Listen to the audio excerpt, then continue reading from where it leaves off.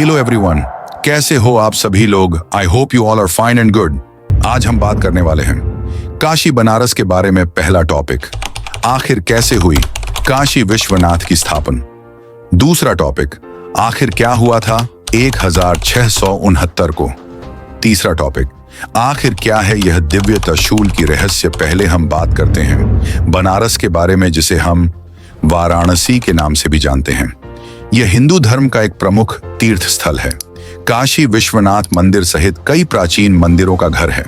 इसे भगवान शिव को नगरी माना जाता है। बनारस के घाट जैसे दशाश्वमेध घाट, मणिकर्णिका घाट और 80 घाट गंगा आरती के लिए प्रसिद्ध है। शिक्षा के क्षेत्र में भी बनारस हिंदू विश्वविद्यालय BHU व साहित्य की समृद्ध परंपरा के लिए जाना जाता है। यहाँ की साड़ियाँ बहुत प्रसिद्ध है। आपने भी सुना होगा, बनारसी सिल्क साड़ियाँ अपनी बारीक कढ़ाई और शाही लुक के लिए दुनिया भर में मशहूर है। यहाँ के पान, कचौड़ी और बनारस की लस्सी बहुत प्रसिद्ध है। आप जब जाएं तो जरूर ट्राई करें। अब बात करते हैं काशी विश्वनाथ मंदिर के बारे में। यह हिंदू धर्म का एक प्रमुख तीर्थ स्थल है जो उत्तर प्रदेश के वाराणसी में स्थित है। अगर हम मैप में देखें तो गंगा नदी उत्तर प्रदेश के बीच से निकलती है। इस मंदिर का इतिहास कई हजार साल पुराना माना जाता है। यह मंदिर अनेक बार तोड़ा और फिर बनाया गया। इसके पीछे कई रहस्यमयी कहानियां और किंवदंतियां जुड़ी हुई हैं। ऐसा कहा जाता है कि काशी विद्यानाथ मंदिर का निर्माण स्वयं भगवान शिव ने किया था। पुराणों के अनुसार यह स्थान अनादिकाल से शिव की कृपा से पवित्र बना हुआ है। स्कंद पुराण, शिव पुराण और अन्य ग्रंथों में काशी की महिमा का उल्लेख मिलता है। माना जाता है कि इस मंदिर का पहला निर्माण भगवान विष्णु द्वारा किया गया था। बाद में समय समय पर विभिन्न राजाओं और शासकों ने इसे पुनर्निर्मित कराया। काशी विश्वनाथ मंदिर पर कई बार आक्रमण हुआ और इसे बार बार तोड़ा गया। यह मंदिर कई मुस्लिम आक्रमणकारियों के निशाने पर रहा। पहला, कुतुबुद्दीन ऐबक 194 में। मोहम्मद गौरी के सेनापति कुतुबुद्दीन ऐबक ने इस मंदिर को पहली बार नष्ट किया। दूसरा, सुल्तान महमूद शाह 1447 में। तीसरा, औरंगजेब 1669 में। मुगल शासक औरंगजेब ने मंदिर को पूरी तरह ध्वस्त कर उसकी जगह ज्ञानवापी मस्जिद का निर्माण करवाया।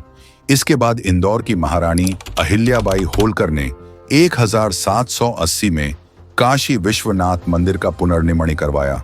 उन्होंने एक भव्य मंदिर बनवाया जो आज भी विद्यमान है।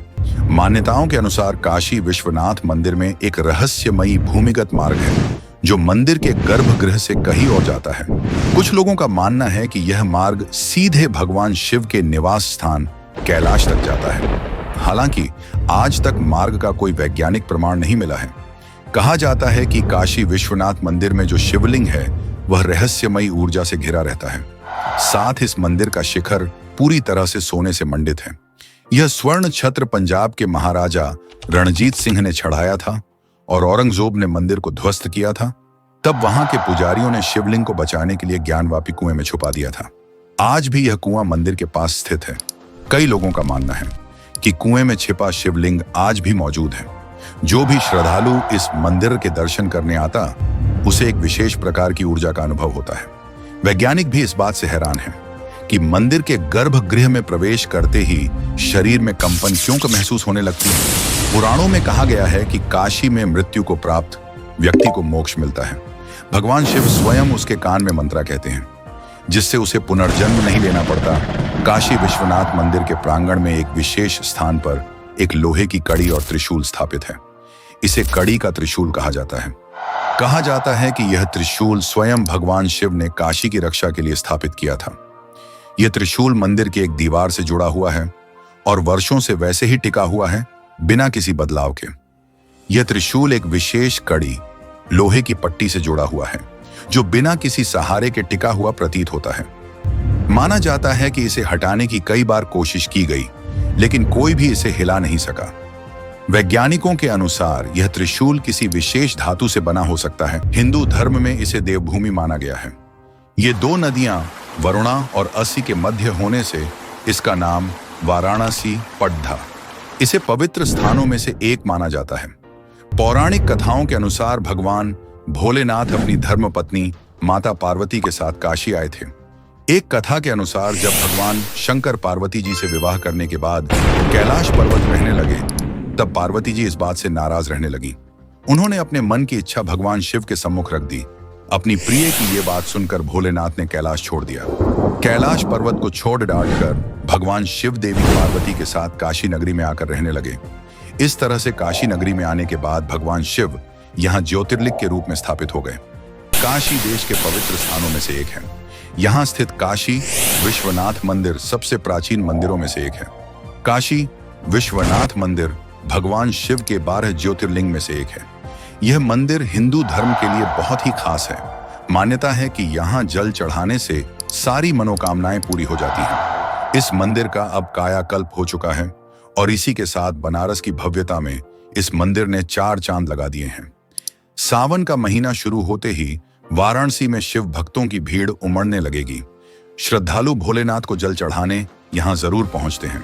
वाराणसी में गंगा नदी के किनारे मणिकर्णिका घाट पर दिन भर शवों के अंतिम संस्कार का काम चलता रहता है, क्योंकि लोग दिन भर अपने रिश्तेदारों के शवों को यहाँ लाते रहते हैं। मान्यताओं के अनुसार यह स्थान हिंदुओं द्वारा शवों के अंतिम संस्कार के लिए बहुत ही पवित्र माना जाता है, क्योंकि यहाँ अंतिम संस्कार करने से आत्मा को जन्म और मृत्यु के चक्र से मुक्ति मिलती है। पर लकड़ियों का ढेर लगा होता है और देवताओं के पवित्र नाम गूंजते हैं, क्योंकि लोग शवों को लाते समय उनके नाम का जाप करते हैं। यहाँ लाए गए शवों को गंगा में डुबोया जाता है और बाद में उन्हें चिता पर रख दिया जाता है। प्राचीन काल से जलाई गई अग्नि का एक टुकड़ा रिश्तेदारों को तब दिया जाता है जब वे दाह संस्कार के लिए एक निश्चित राशि का भुगतान करते हैं। जब यह सब चल रहा होता है तो अघोरी शवों के सामने ध्यान करते हैं, जबकि उन्हें जलाया जाता है। अघोरी एक हिंदू संप्रदाय है जो भगवान शिव के भैरव रूप के भक्त हैं। वे अद्वैतवादी हैं, जन्म और मृत्यु के चक्र से मुक्ति चाहते हैं। वे अपने शरीर पर विशेष रूप से अपने चेहरे और सिर पर श्मशान की राख लगाते हैं। एक श्मशान कर्मी ने कहा कि अघोरी आमतौर पर गंगा के दूसरी तरफ रहते हैं और कभी कभी रात में श्मशान घाट आते हैं। हिंदू दावे के अनुसार आज जहां ज्ञानवापी मस्जिद है, वहां कभी शिवलिंग हुआ करता था और मस्जिद बाहर नंदी है तो मस्जिद की ओर मुख किए हुए हैं। ज्ञानवापी परिसर में ही मां श्रृंगार गौरी, भगवान गणेश, हनुमान, आदि विश्वेश्वर, नंदी जी और अन्य देवी देवताओं की प्रतिमाएं हैं। पहले इसे ज्ञानवापी मंडप कहते थे, अब इस जगह को ज्ञानवापी मस्जिद कहते हैं। ग्वालियर की महारानी बैजाबाई ने ज्ञानवापी का मंडप बनवाया और महाराजा नेपाल ने वहां विशाल नंदी प्रतिमा स्थापित करवाई। वर्तमान में ज्ञानवापी मंडप पर मस्जिद बनी होने का दावा किया जाता है।